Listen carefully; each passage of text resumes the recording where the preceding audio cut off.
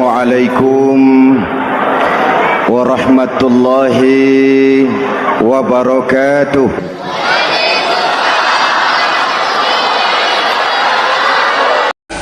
Walaupun orang itu mencuri, iya. Walaupun orang itu berzina, iya. Biar dia mencuri, biar dia berzina, kalau dia sudah mengucap dua kalimat syahadat, dia yakin dengan kebenaran kalimat itu sampai matinya, itu orang akan masuk surga. Jadi masuk surga cukup dua kalimat syahadat, yakin sampai mati, masuk surga. Itu perkara masuk. Tapi kalau pertanyaannya diterusin, masuknya kapan, Pak? Nah, ini lain lagi urusannya. Sebab ada yang masuknya itu langsung, ada yang mampir dulu. Di sana tempat cuma dua, kalau tidak surga, neraka. Mau ke surga tapi mampir dulu, yang mampirnya jelas di neraka. Kenapa? Dalam hadis qudsi ada riwayat, nanti itu di akhirat, setelah Allah selesai mengatur penduduk surga masuk surga, yang neraka masuk neraka, Allah berkata kepada malaikat Malik, malaikat Malik, labaik ya Allah, itu bajingan-bajingan tengik, manusia-manusia durjana yang waktu di dunia tidak mau sujud, jauh dari ulama, gemar melakukan yang munkarat dan maksiat, hidup di tengah masyarakat selalu jadi bibit keonaran, kufur, sudah masuk neraka semua. Sudah ya Allah. Nah, kalau sudah, coba sekarang kamu masuk, Malik. Saya, iya, masuk neraka. Mau apa ya Allah? Kata Allah, akhriju minan nar man kana fi qalbihi misqala habbatin min khardalin min iman. Kau masuk neraka, cari di dalam neraka orang-orang yang ada imannya walaupun kecil sebesar biji zarah, angkat mereka keluar. Masuk malaikat Malik ke neraka, cari orang yang ada imannya, korek-korek. Ya repot, udah pada gosong. Yang ada imannya diangkat ke atas, yang ada imannya diangkat ke atas, lalu dimandikan di Nahrul Hayat, namanya sungai kehidupan di akhirat nanti. Cakep lagi rupanya, bersih lagi wajahnya, apel di hadapan Allah. Kata Allah, bagaimana mas? Kapok nggak sampean? Kapok ya Allah. Nah, kalau kapok, idhab fadkhulil jannah, pergi masuk surga sana. Berangkat mereka ke surga, ketemu sama teman-temannya yang udah sampai lebih dulu, yang nggak pakai mampir lagi. Terjadi dialog. Kata teman-temannya yang udah pada nyampe duluan, mas, iya, emang baru sampai? Saya baru sampai. Memang mampir di mana dulu mas? Kita sudah lama sampai di surga. Saudara buka surah Al-Muddatsir ayat 34-35. Ma salakakum fis saqar? Kenapa kamu mampir di neraka Saqar? Qalu lam naku minal musallin. Mereka menjawab, kami mampir di neraka Saqar mas, gara-gara dulunya kami waktu di dunia ndak pernah sholat. Ndak pernah sholat? Ndak pernah. Kan rumahnya dekat masjid, cuma dekat doang mas. Sholat mah enggak saya. Enggak pernah ngasih makan fakir miskin, enggak pernah hadir di majelis taklim, pendeknya enggak pernah melakukan kebajikan, maka saya pun mampir di neraka Saqar. Untung betul saya punya iman mas, sedikit. Waktu hidup di dunia dulu saya pernah mengucap dua kalimat syahadat, sekali-kalinya waktu mau kawin. Masya Allah. Untung saja kawin, kalau nggak kawin polos.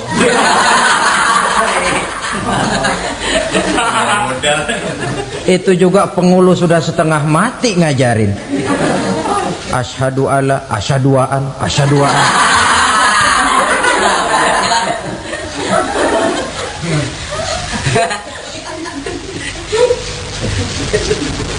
Ini namanya masuk surga. ada mampir dulu. Ada pula orang mukmin itu yang dimasukkan surga. Namanya dimasukkan kan terima beres. Saya masuk ke rumah, jalan sendiri, cari tempat sendiri. Saya dimasukkan ke dalam rumah, terima beres, pokok ada di dalam, itu dimasukkan namanya. Nggak pakai mampir. Tapi tentu tiketnya lebih mahal ketimbang yang pertama tadi. Apa kata Allah? Innal ladzina amanu wa amilus salihat la ukaffiranna anhum sayyi'atihim wa la udkhilannahum jannah. Sesungguhnya orang-orang yang beriman kemudian beramal soleh, kami hapuskan segala dosa dan kesalahannya, kami masukkan mereka ke dalam surga. Lihat ayatnya, Allah yang memasukkan, kita yang dimasukkan. Tidak pakai transit, tidak usah mampir. Cuma tidak cukup syahadat, tidak cukup amanu, tapi diiringi dengan wa'amilus salih. Iman, amal. Tidak cukup syahadat, lalu dibuktikan dia sholat, dia zakat, puasa, lalu dia melakukan berbagai macam kebajikan.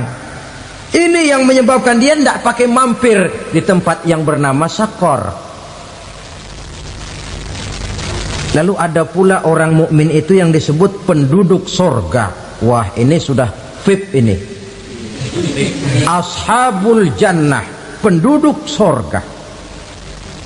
Siapa mereka? Kata Allah, innal ladzina amanu summa istaqamu fala khaufun 'alaihim wa la hum yahzanun ulaika ashabul jannah hum fiha khalidun.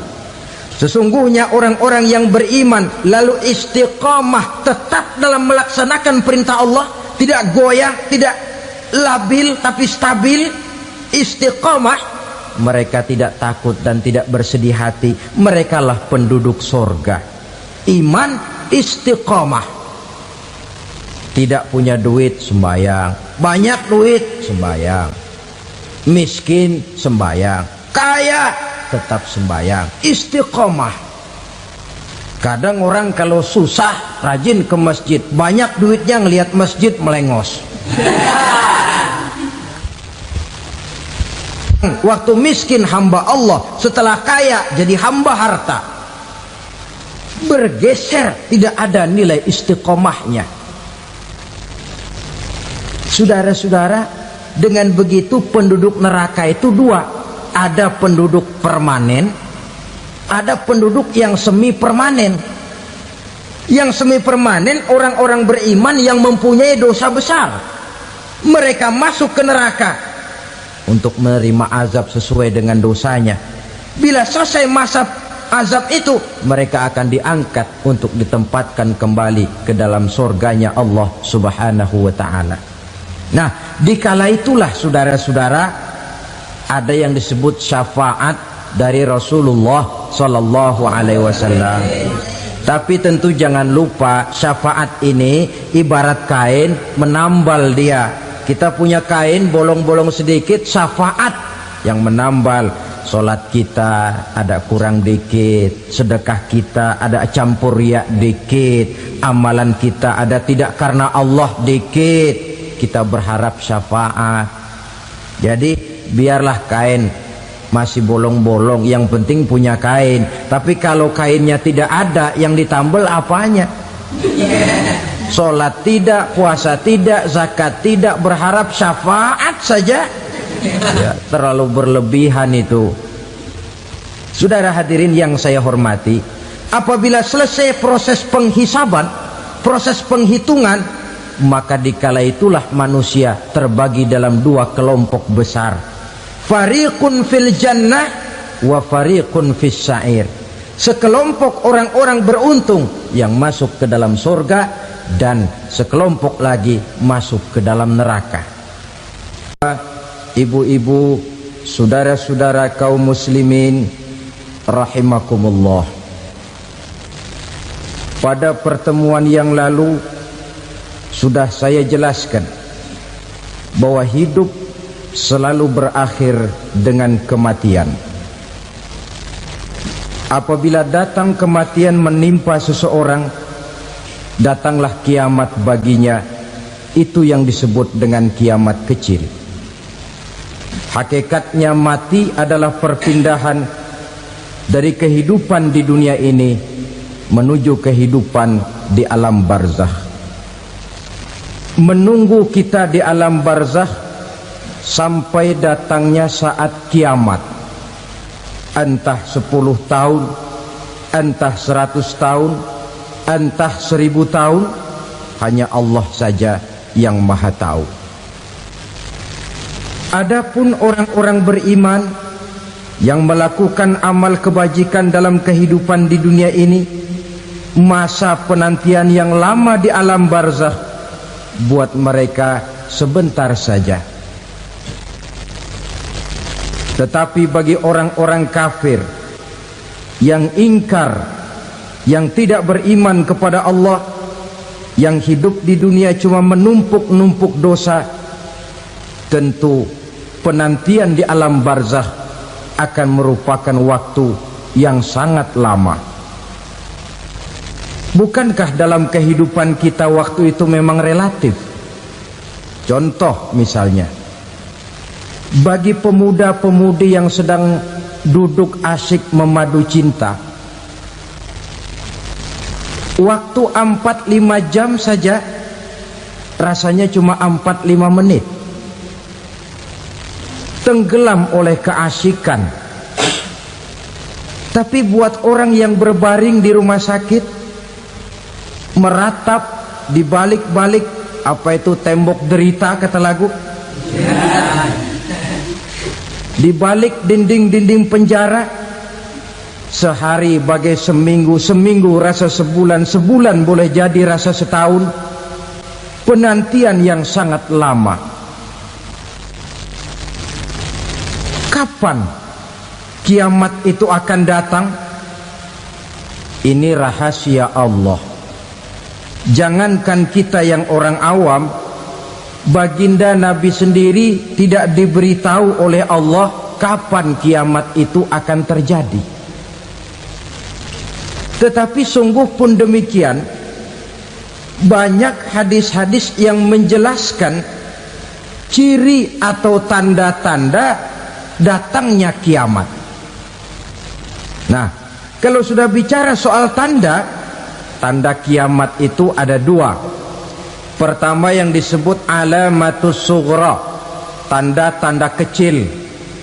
Ini waktunya masih ada tenggang. Ada yang dinamakan alamatul kubra, tanda-tanda besar, artinya kiamat sudah diambang pintu. Apa tanda-tanda kecil dari datangnya hari kiamat itu? Misalnya kata Nabi, apabila ilmu sudah diangkat oleh Allah, artinya apabila ulama sudah banyak wafat, minat orang belajar agama berkurang, lalu kebodohan nampak merajalela di mana-mana, zina dikerjakan secara terbuka, minuman-minuman keras jadi kebanggaan, itu termasuk di antara tanda-tanda kecil terjadinya hari kiamat. Apalagi misalnya iza waladatil ammatu rabbataha, apabila budak sudah melahirkan tuan. Apa maksudnya? Ada yang mentafsirkan apabila anak sudah bisa membudaki orang tuanya. Orang tua yang melahirkan dia, yang membesarkan dia, demi setelah si anak besar jadi orang berpangkat, bertitel, berharta, berkedudukan, jadilah orang tua itu budaknya. Sehingga sering dibilang kalau orang tua kaya, anak jadi raja. Tapi kalau anak yang kaya, orang tua sering jadi budak. Apalagi munculnya fitnah yang bergelombang, timbul perang antara 2 bangsa yang besar, waktu berjalan terasa sangat pendek sekali. Itu merupakan tanda di antara tanda-tanda kiamat. Termasuk di dalamnya sulit membedakan mana laki, mana perempuan. Kan kalau tanda-tanda kayak begini sekarang sudah banyak kita lihat kan? Ulama banyak wafat, penggantinya sulit. Zina dikerjakan berterang-terangan, minuman keras jadi kebanggaan, banyak anak membudaki orang tuanya, sulit membedakan mana laki mana perempuan. Kadang-kadang dari belakang kita lihat perempuan bener, begitu kita colek nengok jenggotan.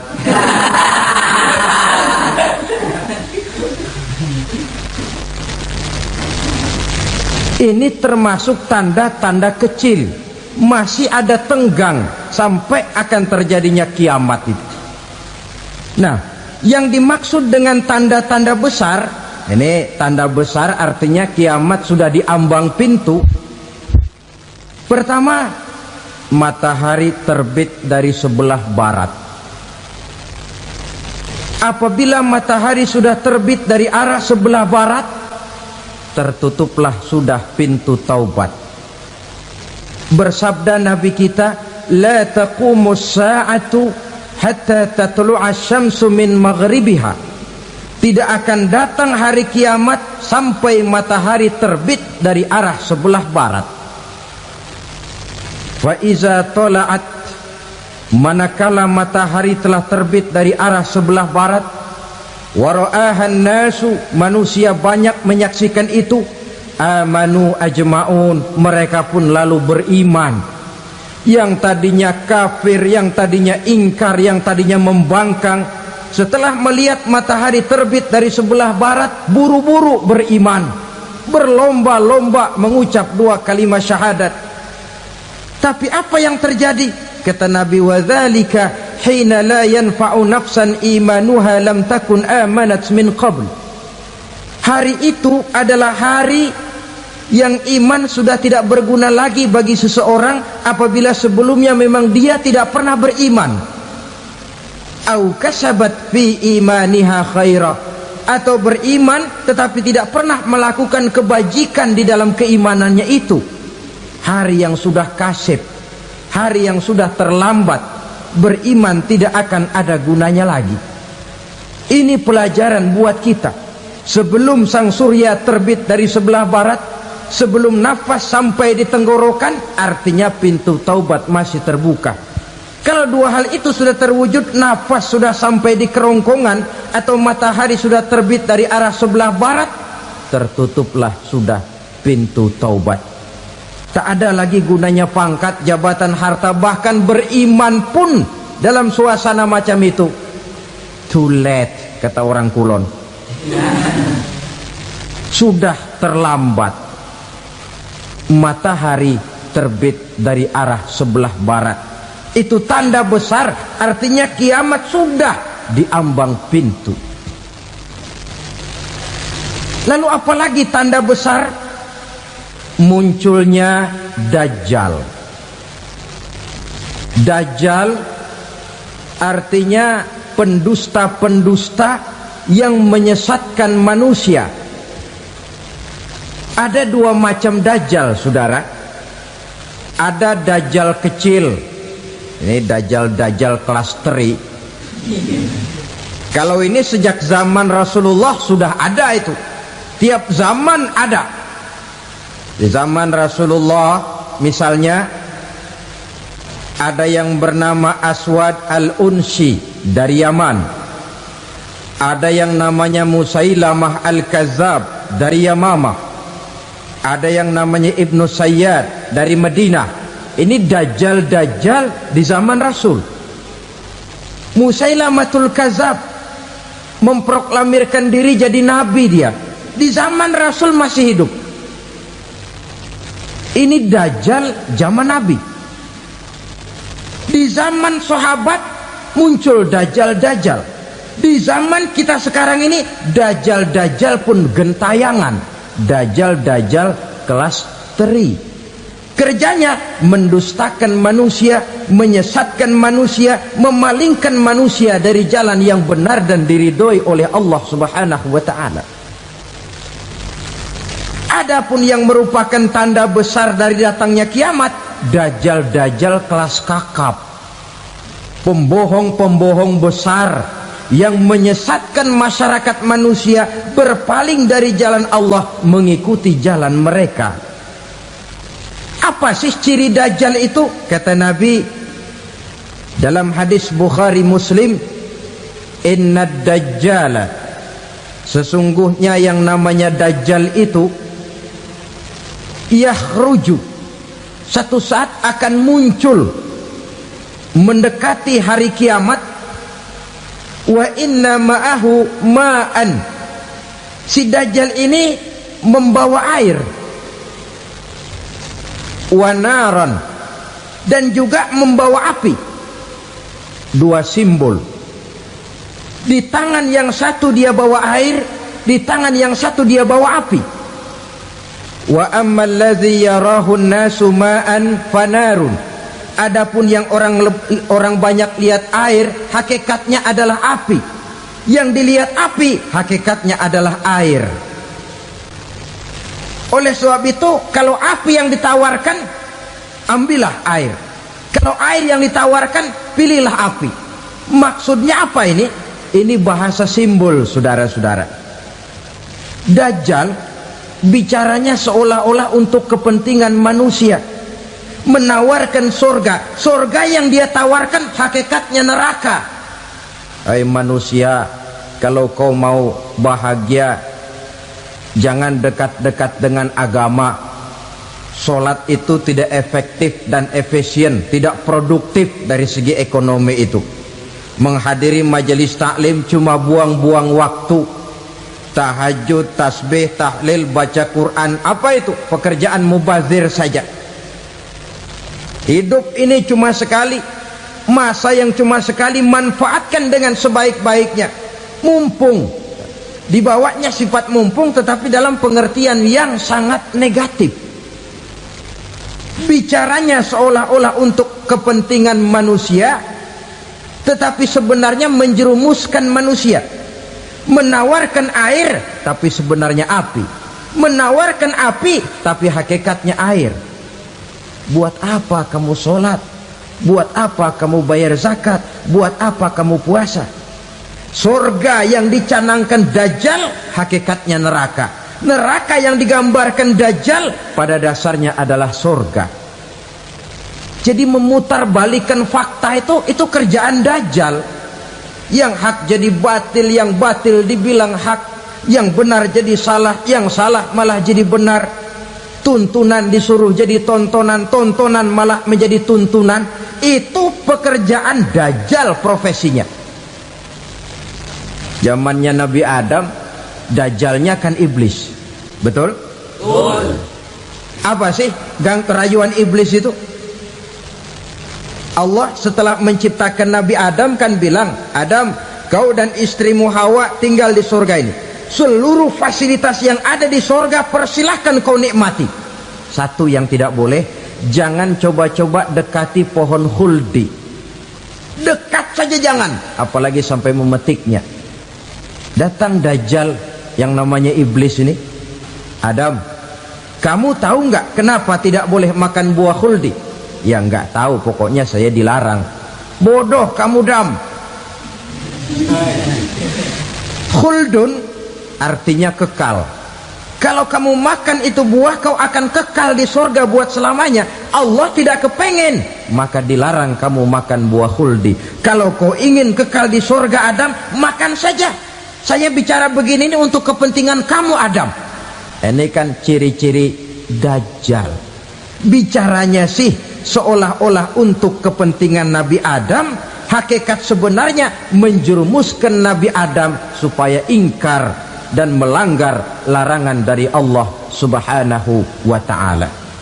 Jadi setelah muncul Dajjal, timbul kekacauan-kekacauan di masyarakat. Banyak yang terpengaruh, terpedaya dan terpesona, termasuk mereka yang memproklamirkan diri jadi nabi, mereka yang memproklamirkan diri jadi rasul di zaman sesudah Rasulullah wafat. Itu adalah Dajjal. Maka saya ingatkan, kalau di zaman kita sekarang ini ada orang ngaku jadi nabi, ada orang ngaku jadi rasul, biar bahasa Arabnya kental, Quran hafal, hadis ribuan hadis hafal, biar pakai serban sampai menyengser ke tanah, bahasa Arabnya fasih, tapi dia mengaku jadi nabi, jadi rasul, kita umat Islam wajib tidak percaya, wajib untuk tidak percaya.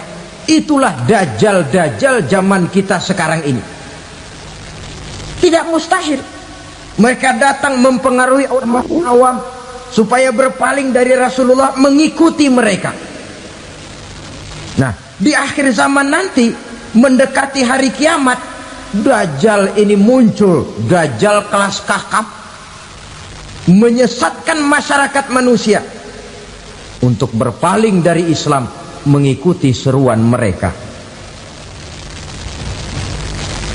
Apalagi di antara datangnya kiamat itu, tanda yang besar itu, turunnya Nabiullah Isa Al-Masih, putra Maryam. Menurut berbagai hadis yang sahih, Nabi Isa Al-Masih nanti akan turun lagi, tidak membawa risalah yang baru, tapi meluruskan risalah Islam ini yang telah banyak ditinggalkan oleh masyarakat. Bahkan ada hadis menjelaskan beliau akan membunuh Nabi, mematahkan kayu-kayu salib, lalu melaksanakan haji dan umrah mengikuti syariat Nabi Muhammad, bukan membawa agama baru. Menjadi semacam mujaddid, reformer, menyelamatkan manusia dari bisikan dajjal. Bahkan ada riwayat yang menjelaskan bahwa Nabi Isa berhasil mengalahkan dajjal, mengembalikan masyarakat manusia kembali kepada ajaran Islam yang datang dari Allah, dibawa oleh Rasulullah sallallahu alaihi wasallam. Dengan kata lain, turunnya Nabi Isa bukan sebagai nabi dan rasul baru, tetapi mengikuti syariat Nabi kita Muhammad sallallahu alaihi wasallam. Saudara hadirin, ibu-ibu hadirat yang saya hormati, kemudian apalagi di antara tanda-tanda besar akan datangnya kiamat itu? Keluarnya asap atau awan. Kata Nabi, inna min asratis sa'ah dukhanan yamla'u ma bainal masyriqi wal maghrib. Di antara tanda-tanda kiamat, munculnya awan antara langit dan bumi. Ini pun diperkuat dalam surah Ad-Dukhan ayat 10. Fartaqib yauma ta'tis sama bidukhanin mubin fayughshan nas hadza azabun alim. Bagi orang-orang yang beriman, mereka biasa-biasa saja, tapi bagi orang kufur, datangnya asap dan awan ini merupakan azab yang kelewat pedih. Barangkali sedikit mendekati gambaran tentang azab yang pedih ini, saya ingatkan alam pikiran kita kepada peristiwa yang belum lama terjadi. Pernah dengar berita bocornya reaktor nuklir di Chernobyl, Uni Soviet? Pernah dengar? Nah, bocornya reaktor nuklir di Chernobyl yang mengakibatkan ratusan, bahkan sangat mungkin ribuan nyawa. Cuma satu reaktor. Bagaimana kalau seluruh cadangan nuklir yang dimiliki oleh para negara adik kuasa ini diledakkan? Bahkan yang konon menurut catatan, cadangan nuklir yang dimiliki bersama oleh Amerika dan Rusia sekarang ini sudah sanggup memusnahkan 6 miliar manusia, 1,5 kali lebih banyak dari jumlah manusia yang nongkrong di permukaan bumi ini. Saudara-saudara hadirin yang saya hormati, lalu saat mendekati hari kiamat, apalagi tandanya? Setelah Nabi Isa wafat, pada saat turunnya yang kedua kali, lalu Allah meniupkan angin sejuk. Semua orang-orang beriman, orang-orang baik wafat, sehingga penghuni bumi ini cuma tinggal lagi terdiri dari orang-orang kafir. Tidak ada lagi di bumi ini yang bisa mengucapkan Allah. Sehingga dalam hadis qudsi itu ada keterangan, Innallaha azza wa jalla yaqulu li Israfil. Allah pernah pesan kepada malaikat Israfil. Kata Allah, Israfil, idza sami'ta qailan yaqul Allah Allah fa akhirin nafah 40 sanatan ikraman liqailiha. Hai Israfil, apabila kau dengar di permukaan bumi masih banyak orang yang mengucapkan Allah Allah, maka tunda sangkakala kiamat itu 40 tahun. Untuk apa? Ikraman liqailiha, menghormati orang yang mengucapkan Allah Allah itu. Wah, jadi karena sekarang masih banyak yang mengucapkan Allah, besar hatilah kita, masih jauh kiamat itu. Tapi jangan lupa, kiamat pribadi, kiamat kecil itu yang nggak kita sangka-sangka. Ajal datang mencabut nyawa, itu kiamat pribadi, dan itu yang pasti kita hadapi, dan itu yang membuat kita tidak boleh bersikap main-main di dalam kehidupan sekarang ini. Saudara hadirin yang saya hormati, tidak ada lagi orang-orang muslim, seluruh penduduk dunia ini kafir. Lalu terciptalah struktur sosial yang berlandaskan prinsip hidup semau gue. Bakal terjadilah prinsip di mana yang kaya menyantap yang miskin, yang kuat menindas yang lemah. Hidup sudah bagaikan di rimba belantara, berlaku hukum rimba. Siapa yang kuat dia yang menang, siapa yang lemah menjadi mangsa. Timbul kekacauan, maksiat merajalela, munkarat menjadi-jadi, sehingga isi bumi ini penuh dengan segala macam perbuatan dosa. Tidak ada perlunya lagi alam diperpanjang temponya. Datang saat yang sudah dijanjikan oleh Allah Azza wa Jalla, maka terjadilah yang disebut kiamat kubra, kiamat besar, kiamat ancur-ancuran. Bagaimana kejadian ini dimulai? Dalam surah Az-Zumar ayat 68, Allah Subhanahu wa taala berfirman, "Wa nufikha fis-suri fasa'iqa man fis samawati wa man fil ardi illa man sya'allahu." Maka manakala ditiuplah sangkakala, terkejutlah seluruh yang ada di langit dan seluruh yang ada di bumi. Bila saat kiamat datang, Allah perintah malaikat Israfil, Israfil, tiup sangkakalamu. Ditiuplah sangkakala oleh malaikat Israfil.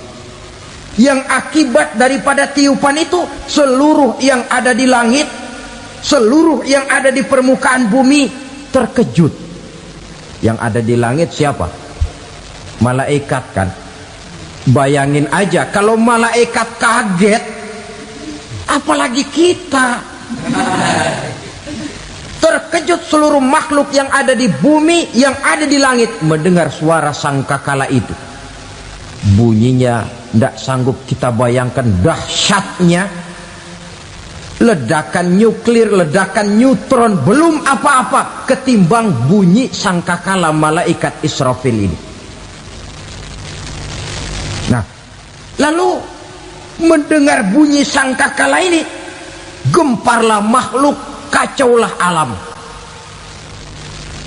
Bumi gempa, planet-planet bertabrakan, gunung meletus, air laut tumpah ke darat, angin topan bertiup, halilintar menyambar.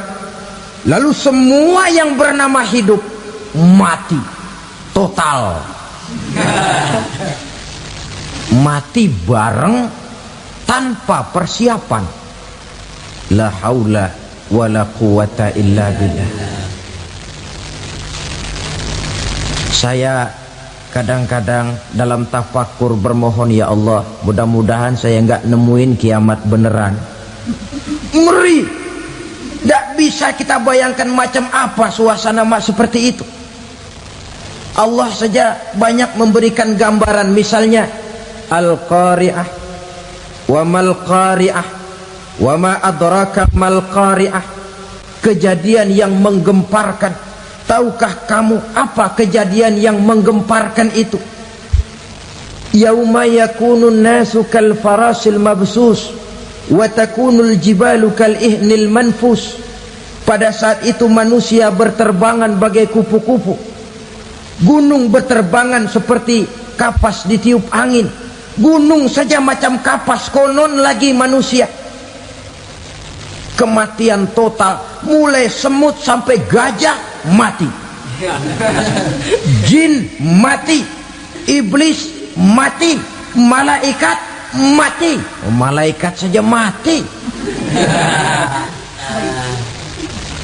Saudara hadirin yang saya hormati, kematian total yang tanpa persiapan. Orang bilang, Pak, kalau mati bareng begitu yang repot malaikat maut dong ya, cabut sana, cabut sini. Itu kalau menurut logika kita, mestinya begitu menurut logika.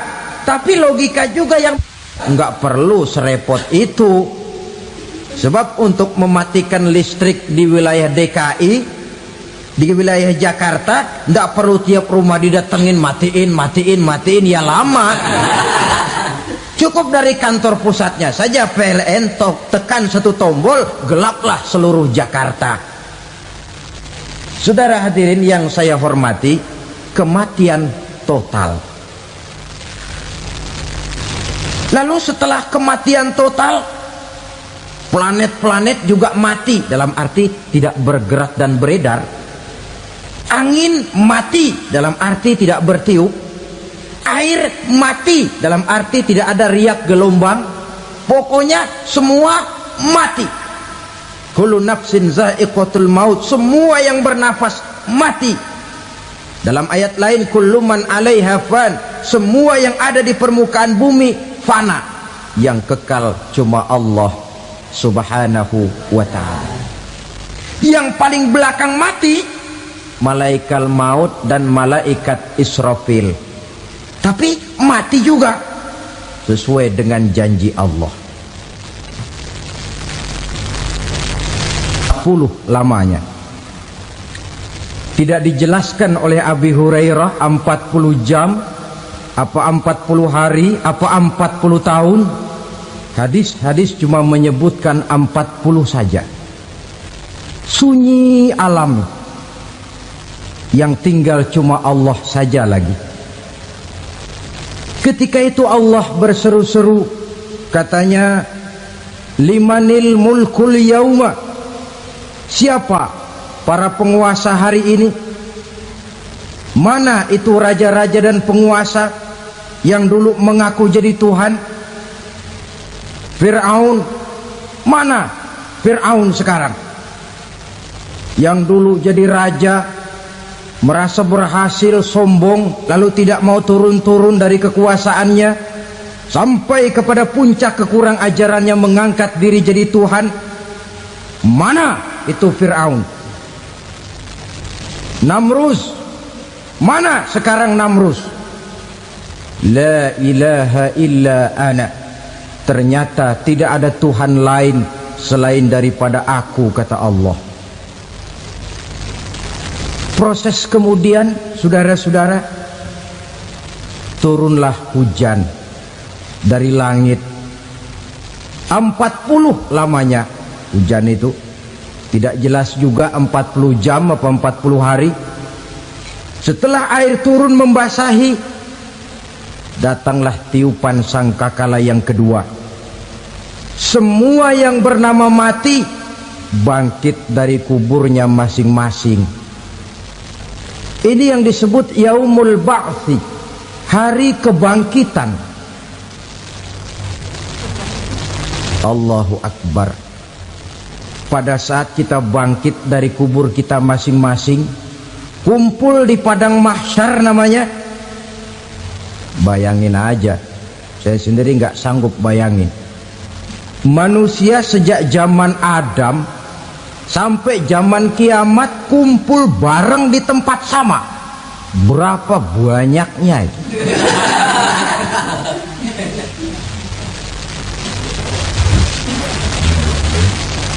Dan yang luar biasa menurut satu riwayat, pada saat bangkit itu, Masya Allah, roman muka kita berubah,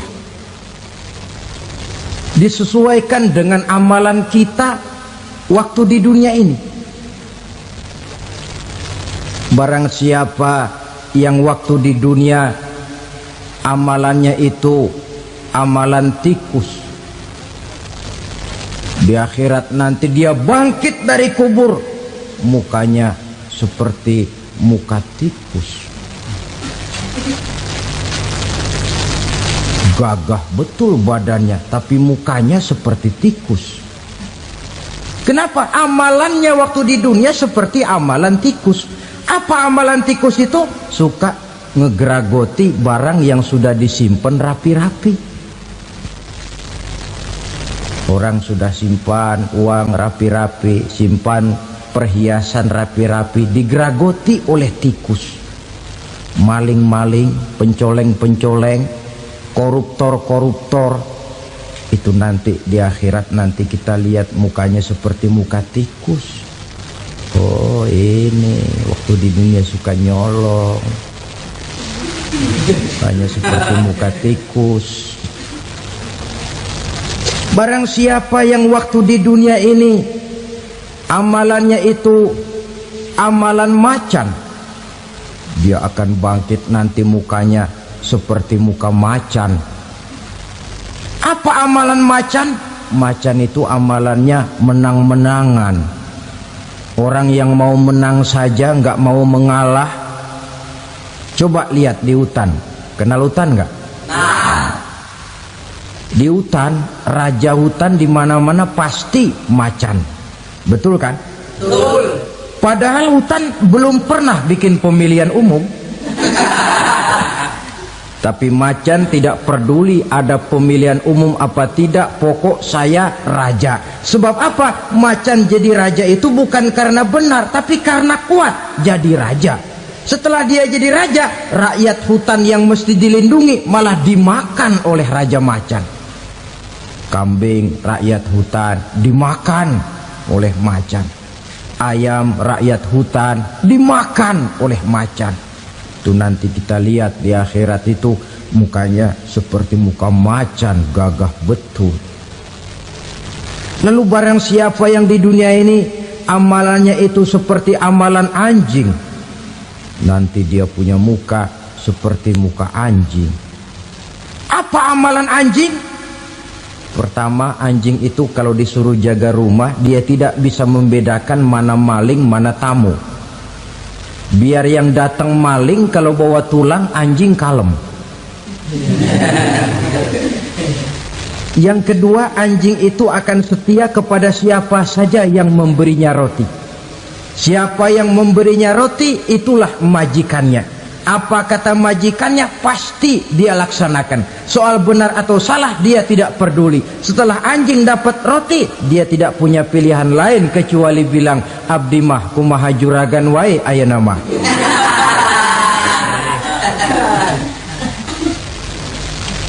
Saudara hadirin yang saya hormati, berkumpul di padang mahsyar, tiap orang sibuk dengan persoalannya masing-masing. Matahari waktu itu didekatkan oleh Allah, panas luar biasa. Ada yang saking panasnya itu mencucurkan peluh keringat sampai sebatas mata kakinya. Ada yang keringatnya sampai sedengkulnya, ada yang keringatnya sampai sepusatnya, ada yang keringatnya mengalir sampai sebahunya, ada yang kelelap oleh keringatnya sendiri, sementara orang di sampingnya nggak apa-apa. Bergantung lagi amalan dia waktu di dunia ini. Saudara-saudara, sebagian orang dalam kepanikan padang mahsyar berombong-rombong datang mereka menghadap Nabi Adam. Ya Adam, anta abal bashar, hai Adam, Tuhan adalah bapak moyang manusia, kami sebentar lagi akan disidang, dimintakan pertanggungan jawab, tolonglah kami hai Adam. Kata Nabi Adam, jangankan nolongin sampean, saya sendiri tanggung jawab di hadapan Allah ketika dulu tidak boleh makan khuldi, saya serobot. Sudahlah, urus diri masing-masing saja, nafsi. Begitu kata Nabi Nuh, begitu kata Nabi Ibrahim. Tiap orang bertanggung jawab sendiri-sendiri. Ketika itulah saudara-saudara, nikmatnya menjadi umat Nabi besar Muhammad sallallahu alaihi wasallam. Sebab apa? Walaupun menurut abjad kita ini umat paling belakang, paling belakang kita ini toh, karena Nabi Muhammad adalah Nabi akhir, tapi akan dihisap lebih dulu, lewat di atas sirat lebih dulu, masuk surga lebih dahulu ketimbang umat-umat belakangan. Ketika Rasul mendekati ajal, beliau tanyakan itu kepada malaikat Jibril. Malaikat Jibril berkata, Muhammad jangan khawatir, Allah sudah berjanji, inni haramtul jannata ala sairil anbiya hatta tadkhulaha anta wa haramtuha ala sairil umami hatta tadkhulaha ummatuka. Surga aku haramkan buat seluruh nabi kecuali kalau engkau Muhammad sudah masuk ke dalamnya, dan surga aku haramkan buat seluruh umat kecuali kalau umatmu Muhammad sudah masuk ke dalamnya. Logikanya, walaupun menurut abjad kita umat paling belakang, bakal dihisap paling dulu, lewat di atas sirat paling dulu, masuk surga paling dulu, kalau mampir ke neraka juga paling dulu. Ya resiko. Jangan mau enaknya aja paling dulu. Saudara hadirin yang saya hormati, setelah masa kebangkitan itu jangan dikira begitu bangkit langsung diperiksa, masih menunggu menanti ribuan tahun perhitungan padang mahsyar untuk sampai kepada proses yang disebut yaumul hisab, hari perhitungan. Seorang demi seorang bakal dipanggil. Bayangkan saja, kita se-RT saja di absen, kadang-kadang perlu waktu lama. Ini manusia sejak zaman Nabi Adam sampai datang hari kiamat, satu demi satu disidang di hadapan Qadhi Rabbul Jalil. Status sosial copot sudah waktu itu. Yang pernah jadi hartawan di situ tidak lagi kelihatan kehartawanannya. Yang pernah jadi jenderal tidak lagi dipanggil jenderalnya. Yang ustadz tidak lagi dipanggil al-mukarramnya. Seluruh status sosial selesai. Dipanggillah kita seorang demi seorang menghadap Qadhi Rabbul Jalil. Bagaimana proses penghisaban itu? Pertama, proses tanya jawab. Di antaranya ada hadis menyatakan, lan tazula qadama 'abdin yaumal qiyamah hatta yus'ala an arba'i khisalin. Besok di hari kiamat tidak akan bergeser telapak kaki seorang hamba sampai dia ditanya lebih dulu tentang 4 persoalan. Tentang ilmunya, kemana ilmu itu diamalkan. Tentang umurnya, di mana umur itu dihabiskan. Tentang masa mudanya, kemana masa muda itu dipakai. Tentang hartanya, dari mana harta itu didapat dan kemana harta itu dibelanjakan. Ini termasuk proses tanya jawab. Jadi kalau istilah pengadilan dunia, nama Fulan bin Fulan. Kamu waktu di dunia diberikan umur panjang untuk apa? Pernah mengalami masa muda, kemana kau habiskan masa remajamu? Kau diamanahkan ilmu, dengan apa ilmumu kau amalkan? Kau diberikan harta, dari mana harta kau dapat, kemana kau belanjakan? Tak seorang pun yang bisa mungkir. Sebab apa? Dikala itu yang menjadi saksi bukan orang. Yang menjadi saksi adalah seluruh anggota badan kita. Tangan bicara, kaki jadi saksi terhadap seluruh amalan yang pernah kita kerjakan pada saat kehidupan di alam dunia ini. Selesai proses tanya jawab, lalu diperlihatkan buku catatan kita waktu hidup di dunia ini. Jangan lupa Allah itu menyiapkan 2 superkomputer kepada kita, sebelah ditempelin sebelah kanan, yang sebelah tempelin di sebelah kiri.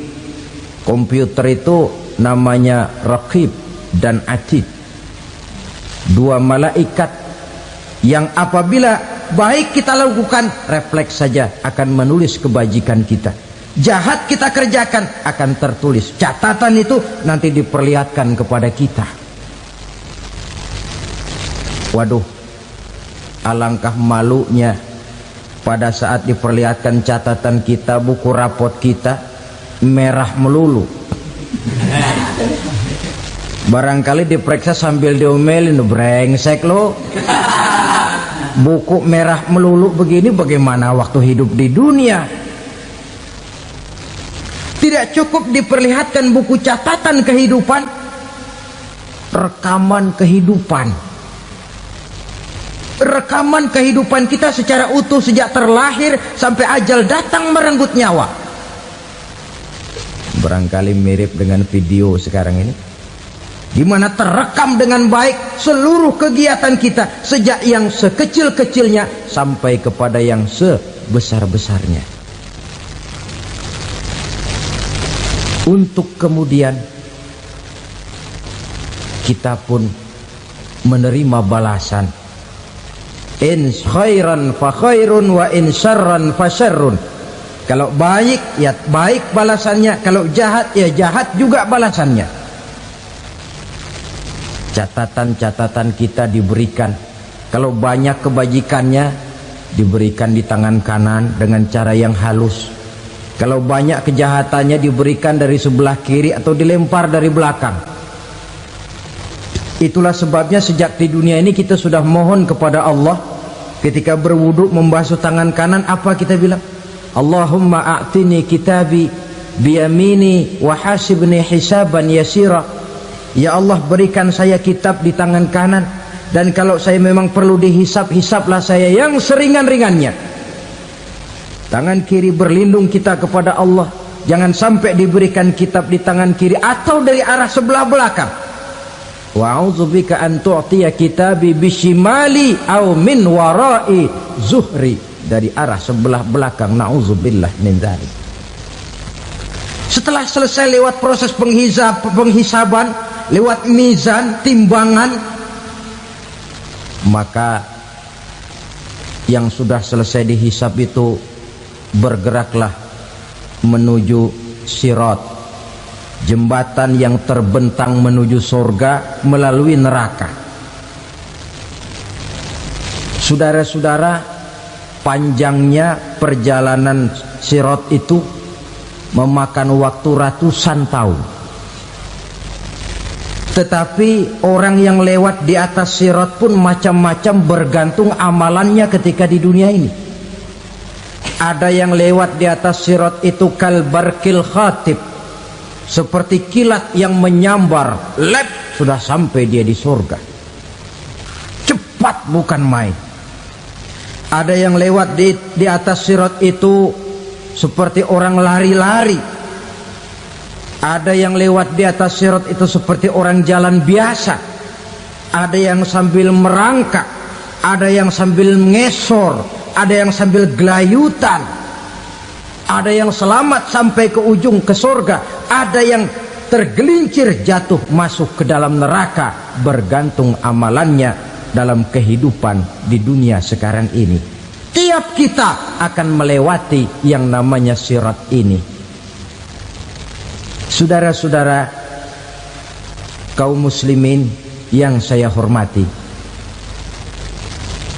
dengan demikian mereka yang selamat melalui sirat sampai ke terminal akhir surga, mereka yang ketika dihisab ternyata banyak kejahatannya daripada kebaikannya, mereka singgah di dalam neraka. Nah, adapun orang-orang yang beriman menurut ayat Quran dan hadis Nabi, itu nanti ada bermacam-macam. Ada orang beriman itu yang dimasukkan surga. Ada orang beriman itu yang dimasukkan ke dalam surga. Ada orang beriman itu yang disebut penduduk surga. Kenapa lain-lain, Pak? Karena waktu di dunia amalannya juga lain-lain. Ada orang beriman yang masuk surga. Ini paling murah tiketnya.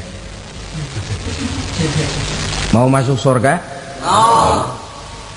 Kata Nabi begini, ma min abdin qala la ilaha illallah thumma mata ala dhalik illa dakhalal jannah.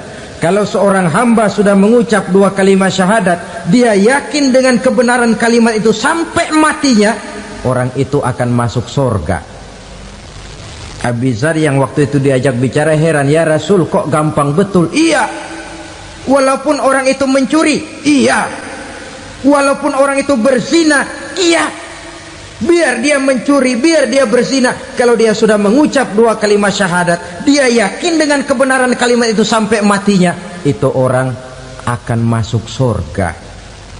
Jadi masuk surga cukup dua kalimat syahadat, yakin sampai mati, masuk surga. Itu perkara masuk. Tapi kalau pertanyaannya diterusin, masuknya kapan, Pak? Nah, ini lain lagi urusannya. Sebab ada yang masuknya itu langsung, ada yang mampir dulu. Di sana tempat cuma dua, kalau tidak surga, neraka. Mau ke surga tapi mampir dulu, yang mampirnya jelas di neraka. Kenapa? Dalam hadis qudsi ada riwayat, nanti itu di akhirat, setelah Allah selesai mengatur penduduk surga masuk surga, yang neraka masuk neraka, Allah berkata kepada malaikat Malik, malaikat Malik, labaik ya Allah, itu bajingan-bajingan tengik, manusia-manusia durjana yang waktu di dunia tidak mau sujud, jauh dari ulama, gemar melakukan yang munkarat dan maksiat, hidup di tengah masyarakat selalu jadi bibit keonaran, kufur, sudah masuk neraka semua. Sudah ya Allah. Nah, kalau sudah, coba sekarang kamu masuk, Malik. Saya, iya, masuk neraka. Mau apa ya Allah? Kata Allah, akhriju minan nar man kana fi qalbihi misqala habatin min khardalin min iman. Kau masuk neraka, cari di dalam neraka orang-orang yang ada imannya walaupun kecil sebesar biji zarah, angkat mereka keluar. Masuk malaikat Malik ke neraka, cari orang yang ada imannya, korek-korek. Ya repot, udah pada gosong. Yang ada imannya diangkat ke atas, yang ada imannya diangkat ke atas, lalu dimandikan di Nahrul Hayat, namanya sungai kehidupan di akhirat nanti. Cakep lagi rupanya, bersih lagi wajahnya, apel di hadapan Allah. Kata Allah, bagaimana mas? Kapok nggak sampean? Kapok ya Allah. Nah, kalau kapok, idhab fadkhulil jannah, pergi masuk surga sana. Berangkat mereka ke surga, ketemu sama teman-temannya yang udah sampai lebih dulu, yang nggak pakai mampir lagi. Terjadi dialog. Kata teman-temannya yang udah pada nyampe duluan, mas, iya, emang baru sampai? Saya baru sampai. Memang mampir di mana dulu mas? Kita sudah lama sampai di surga. Saudara buka surah Al-Muddatsir ayat 34-35. Ma salakakum fis saqar? Kenapa kamu mampir di neraka Saqar? Qalu lam nakum minal musallin. Mereka menjawab, kami mampir di neraka Saqar mas, gara-gara dulunya kami waktu di dunia tidak pernah sholat. Tidak pernah sholat? Tidak pernah. Kan rumahnya dekat masjid. Cuma dekat doang mas, sholat mah enggak saya. nggak pernah ngasih makan fakir miskin, nggak pernah hadir di majelis taklim, pendeknya nggak pernah melakukan kebajikan, maka saya pun mampir di neraka sakor. Untung betul saya punya iman mas sedikit. Waktu hidup di dunia dulu saya pernah mengucap 2 kalimat syahadat, sekali-kalinya waktu mau kawin. Masya Allah. Untung saja kawin, kalau nggak kawin polos.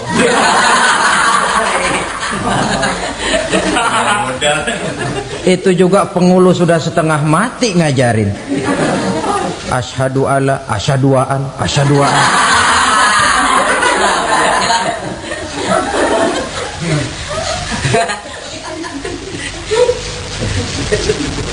Ini namanya masuk surga, ada mampir dulu. Ada pula orang mukmin itu yang dimasukkan surga. Namanya dimasukkan kan terima beres. Saya masuk ke rumah, jalan sendiri, cari tempat sendiri. Saya dimasukkan ke dalam rumah, terima beres, pokok ada di dalam, itu dimasukkan namanya. Nggak pakai mampir. Tapi tentu tiketnya lebih mahal ketimbang yang pertama tadi. Apa kata Allah? Innal ladzina amanu wa amilus salihat la ukaffiranna anhum sayyi'atihim wa la udkhilannahum jannah. Sesungguhnya orang-orang yang beriman kemudian beramal soleh, kami hapuskan segala dosa dan kesalahannya, kami masukkan mereka ke dalam surga. Lihat ayatnya, Allah yang memasukkan, kita yang dimasukkan. Tidak pakai transit, tidak usah mampir. Cuma tidak cukup syahadat, tidak cukup amanu, tapi diiringi dengan wa'amilus salih. Iman, amal. Tidak cukup syahadat, lalu dibuktikan dia sholat, dia zakat, puasa, lalu dia melakukan berbagai macam kebajikan. Ini yang menyebabkan dia tidak pakai mampir di tempat yang bernama sakor. Lalu ada pula orang mukmin itu yang disebut penduduk sorga. Wah, ini sudah VIP ini. Ashabul jannah, penduduk sorga. Siapa mereka? Kata Allah, innal ladzina amanu summa istaqamu fala khaufun alaihim wala hum yahzanun ulaika ashabul jannah hum fiha khalidun. Sesungguhnya orang-orang yang beriman lalu istiqamah, tetap dalam melaksanakan perintah Allah, tidak goyang, tidak labil tapi stabil, istiqamah, mereka tidak takut dan tidak bersedih hati. Merekalah penduduk surga. Iman, istiqamah. Tidak punya duit, sembayang. Banyak duit, sembayang. Miskin, sembayang. Kaya, tetap sembayang. Istiqamah.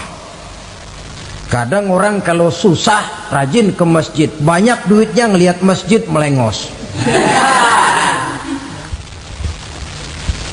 Waktu miskin hamba Allah, setelah kaya jadi hamba harta. Bergeser, tidak ada nilai istiqomahnya. Saudara-saudara, dengan begitu penduduk neraka itu dua.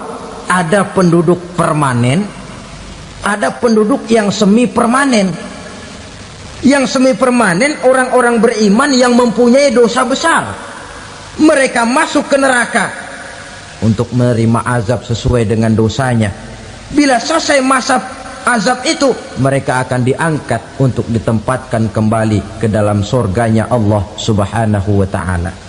Nah, dikala itulah saudara-saudara, ada yang disebut syafaat dari Rasulullah Sallallahu Alaihi Wasallam.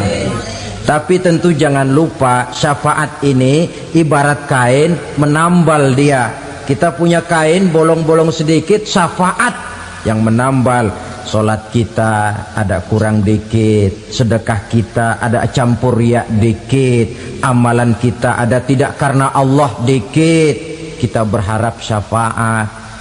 Jadi biarlah kain masih bolong-bolong, yang penting punya kain. Tapi kalau kainnya tidak ada, yang ditambal apanya?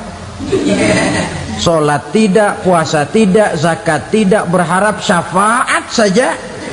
Ya, terlalu berlebihan itu.